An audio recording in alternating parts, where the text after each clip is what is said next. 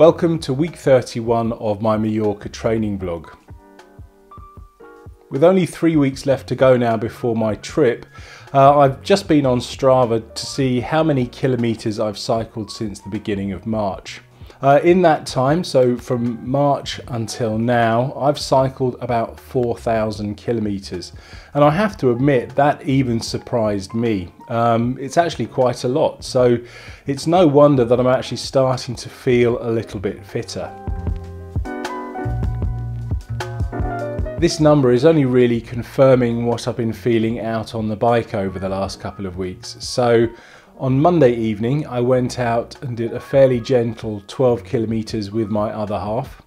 And then on Tuesday, I went out and did a 30 kilometre road ride, followed by an aerobic interval spinning session that evening.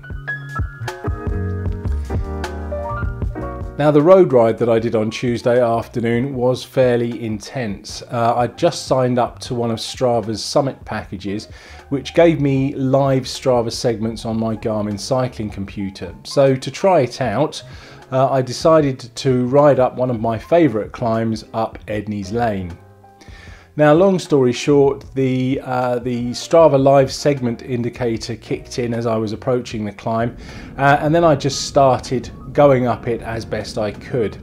I could see that at one point I was a second ahead of my PR, and then that stretched out to about 10 seconds, and by the time I got to the top, about 2.5 kilometres later, I was about 20 seconds ahead of my personal record, so I was really pleased with that.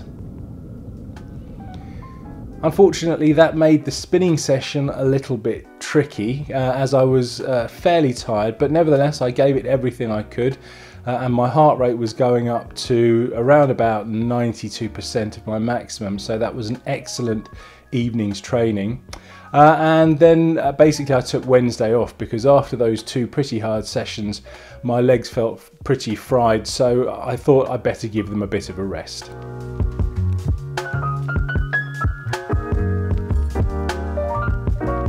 And then on Friday, I met up with my new cycling chum Elmer, and we did a 72 kilometre route out to Chichester and back.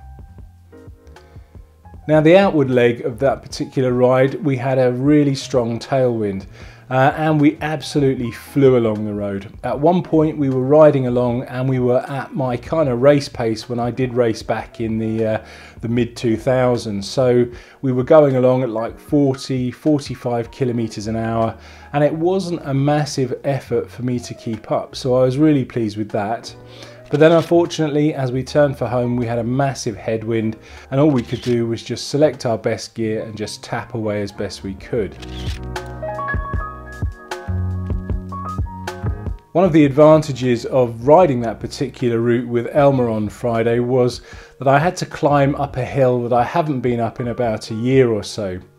Now, as I was climbing it, there was a bit of a delay, so I was stopped for about a minute and a half, and then I resumed going up the hill just, at a normal pace. I wasn't trying to beat any PRs or anything like that. My Strava live segment hadn't kicked in because I hadn't selected it, and I got to the top and all was fine, got home, and when I checked the ride on Strava, I discovered that I had actually got a PR going up that particular climb, which really surprised me. One, because of the delay, and then two, because I just wasn't really trying to go that fast up the climb. So again, this is just confirming that I'm a lot fitter than I first thought.